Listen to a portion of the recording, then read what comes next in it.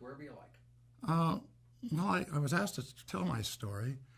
Not that it's unusual, but it's very common. And as most of us have parents, and most of us have elders in our life, so do I.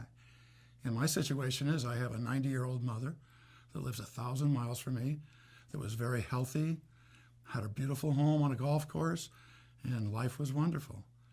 And then I get a phone call from a hospital that my mother's been entered into the hospital, and that she's been taken care of medically, but the doctor says he will not release her back to her home.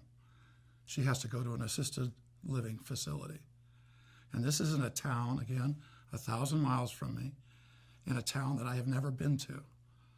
So I now have dealt with a doctor I don't know, in a hospital I don't know, in a town that I don't know, finding a facility for my mother to move into that she'll be happy and comfortable in and adequate. So I'm at a loss. I'm in a crisis mode with no way of knowing how to deal with this. So first issue is finding her a facility. That is accomplished, but they want money. These places cost $5,000 a month. So now I have to find out who my mother's banker is, who her advisors are, who her accountant is, contact all of them. Most of these people, again, I've never met, and deal with this. And then the issue comes up of her house. We have to sell our house in order to get the money to do all this. So I'm a real estate broker. I call another real estate broker down in California and ask him, will he please list this house? And I know enough to know that he is taking the opportunity to make a quick sale. He underlists the house for a value that's ridiculous. So I end up having to take off work, fly down there, figure out what's going on, get the house appropriately listed, and deal with this.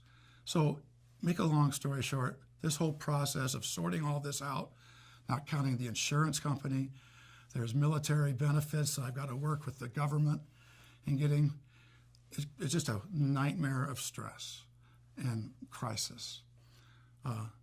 In a month, I've been able to resolve all of it, get it all taken care of, but I vow that I'm going to do something about this whole process, that I'm not going to have anybody else that I know go through this. So I make it a mission of mine to help baby boomers with aging parents that are going through this also.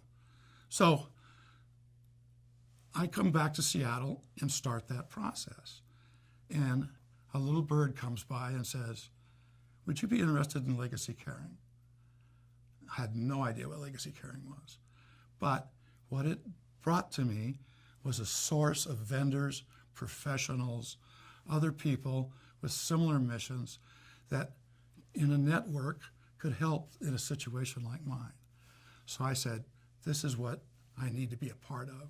This is what I need in order for me to do my job in helping people that are in a transition mode. A source of vendors, professionals that all are working towards the same goal and can solve this problem for people locally, can solve this problem in a location that's not local, which was my situation. And it would have made my month and a half of trying to put my mother in a place that I could be comfortable with much easier. So